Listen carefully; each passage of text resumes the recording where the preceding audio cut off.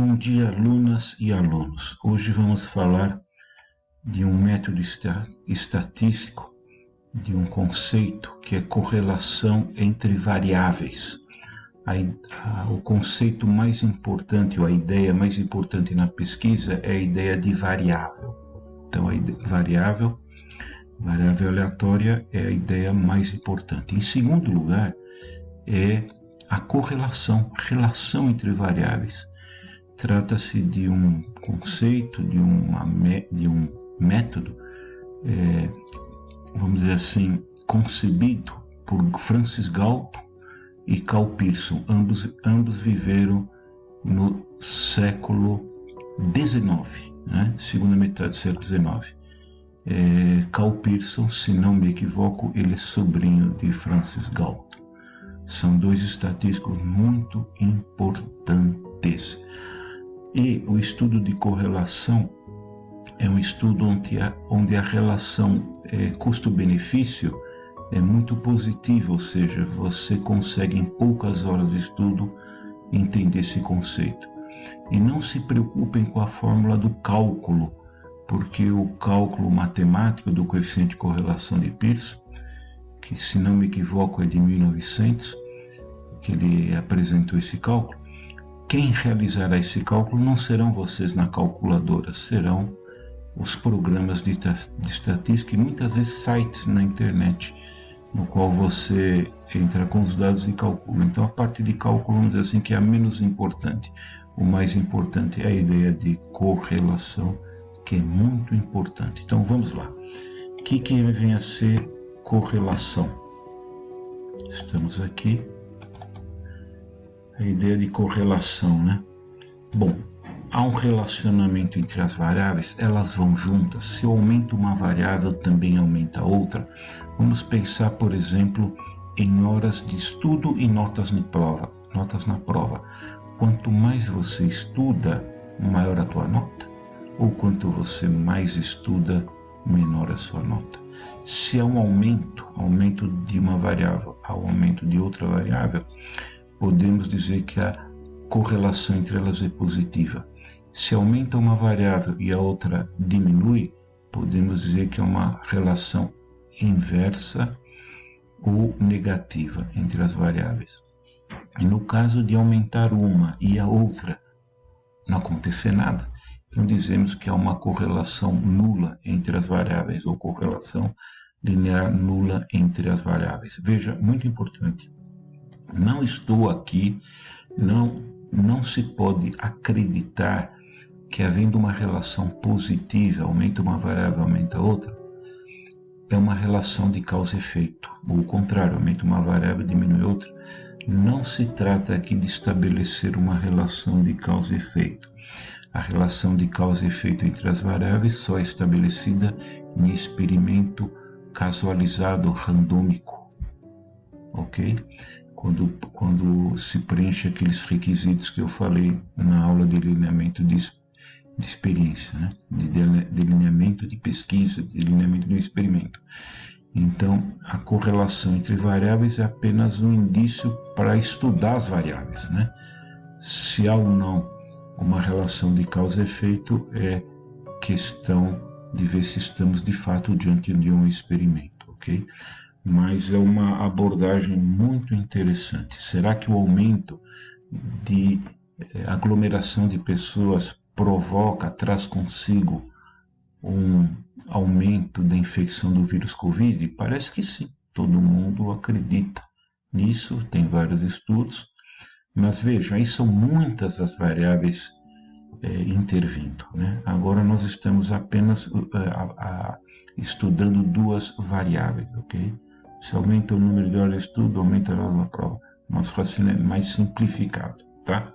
Então vamos agora aqui com um exemplo. Eu tenho aqui 1, 2, 3, 4, 5, 6 alunos. Aqui a nota, as horas estudadas por cada aluno e a nota na respectiva prova. Bom, é importante entender a terminologia. Se fala que a nota, que é a variável resposta, é a variável dependente, enquanto que as horas estudadas, aquilo que a pessoa se propõe a estudar, que depende dela e só dela e de mais ninguém, é chamada variável independente.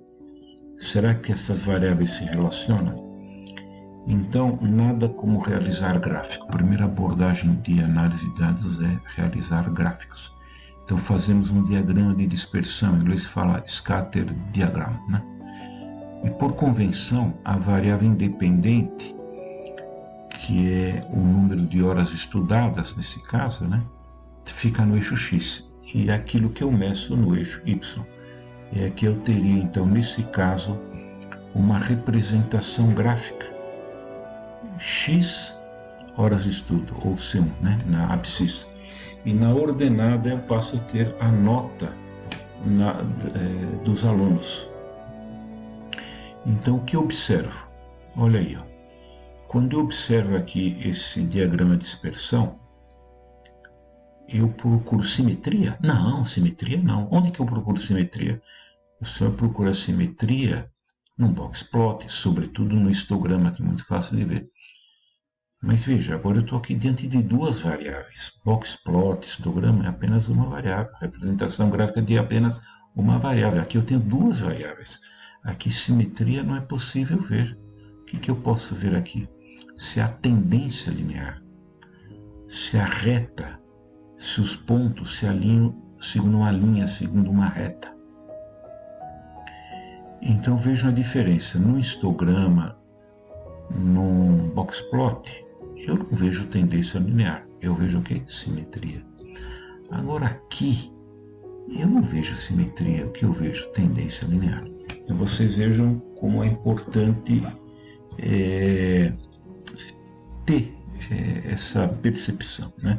Essa compreensão do que uma figura pode me trazer como relação entre variáveis ou comportamento, né? Então aqui nós temos três casos possíveis de correlação positiva linear. No caso A, mais à esquerda, é positivo. Caso B é forte positivo e no C perfeitamente positivo, ou seja, quanto maior for o ajuste dos pontos na linha reta, eu vou dizer que eu estou numa situação mais forte, mais positiva. E o mesmo ocorre no caso de relação inversa, correlação negativa. E agora eu estou aqui na situação de correlação não linear, ok? Se diz aí correlação nula, né? E aqui exemplos quanto à intensidade do relacionamento. Essa figura eu vi ela numa revista e já foi num livro que eu vi e gostei muito. Então vocês observam, né? Aqui é positivo, positivo, positivo. Relação positiva, direta entre as variáveis. Negativa, negativa e negativa. Por que positiva aqui na parte superior? Porque aumentando o x, aumenta y, né? Aumentando o x, aumenta y. Aumentando o x aqui, diminui y. Aumentando o x, diminui y. Aumentando o x, diminui. Então, na parte inferior é relação inversa ou negativa. E aqui vocês vejam que aqui é muito fraca. Aqui é mais forte, está mais próxima da reta, né? E aqui mais fraco. E aqui mais próximo da reta, ok? Então agora, vamos ver rapidamente esse famoso coeficiente de correlação linear, tá? Que é uma fórmula, olha que fórmula maravilhosa a fórmula, né?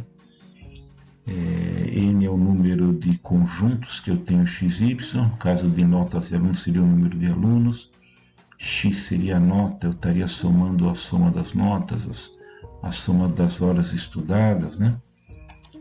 E aqui eu tenho toda a terminologia.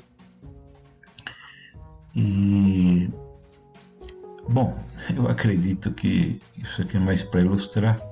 Eu vou um pouco rápido. Aqui nós temos a idade e a pressão. Será que com o aumento da idade há um aumento da pressão? Então nós temos aqui um aluno 1, 2, 3, 4, 5, 6 alunos, A, B, C, D, E, F. Aqui é a idade, aqui é a pressão, que eu faço o produto nessa coluna da idade com a pressão. Aqui eleva ao quadrado a idade, eleva ao quadrado a pressão, somo, e aqui eu tenho somatória de x, somatória de y, somatória de x vezes y, somatória de x ao quadrado, y ao quadrado. Daí eu coloco na fórmula, e uma vez na fórmula, eu tenho o valor do R, calculando. Bom, coeficiente de correlação sugere um relacionamento forte e positivo. Por que forte? Bom, positivo está na cara, porque deu positivo aqui, não deu valor negativo. Quando eu falo forte, é no sentido de que está próximo de 1. Né? Quando o valor máximo do R é o valor 1. Né? Então a correlação é 0,9, ela é forte porque está perto do valor 1, tá? Que é o valor máximo da correlação. Então eu tenho aqui propriedades de R que são muito importantes. Saber que é uma grandeza adimensional, não tem unidade, tá? E é para variáveis quantitativas, né? Ele está entre menos 1 e 1. Isso dá para demonstrar algebricamente, mas não vamos entrar nisso. Vocês encontram em livros. O valor de R não muda se eu inverter a escala, onde era x passa a chamar y, onde era y. Esse não muda, né? Se eu passo de metros para centímetros ou de centímetros para milímetro, o valor de R se mantém. E o R mede um relacionamento linear, né? E erros comuns sobre a correlação não implica causalidade. Então é muito importante saber que duas variáveis podem estar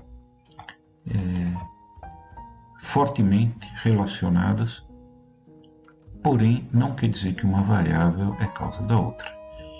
E nenhum relacionamento linear não implica nenhum relacionamento, porque há a possibilidade de um relacionamento não linear entre as variáveis, no qual você pode escrever, por exemplo, como uma parábola, né?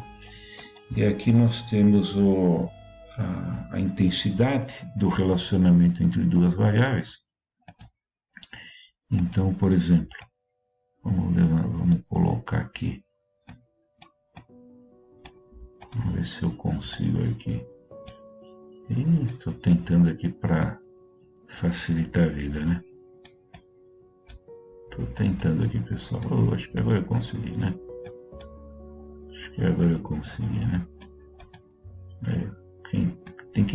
Tem que se esforçar para conseguir, né? Olha.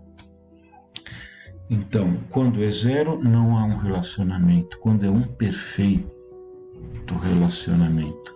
Quando for 0,4, moderado. 0,7, alto. Em geral, as pessoas citam assim com orgulho quando é acima de 0,8, né?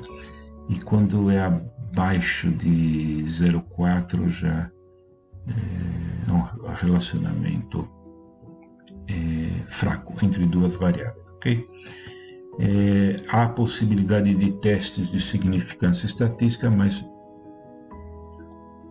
nem se diria se estatisticamente significante ou não, mas ainda não chegamos nessa fase de teste de significância, então basta agora termos esse relacionamento, esse valor, conhecer, né, a interpretação com base nesse valor. Agora temos aqui a direção entre x e y, recordando. Quando é positivo, a relação é direta. Quando é negativo, é sinal negativo. E correlação nula, atribuímos o valor 0, ok? Então, sabemos então que existe correlação, que ela pode ser baixa, moderada ou forte. Forte quando é acima de 0,7, baixa quando está abaixo de 0,4, em torno de 0,5 moderada, e aqui temos então o diagrama de dispersão. Então, muito obrigado pela atenção, e daqui para frente espero que vocês sempre pensem nisso, quando tiverem duas variáveis quantitativas, na possibilidade de verificar se há uma ou não uma correlação entre elas. Obrigado pela atenção.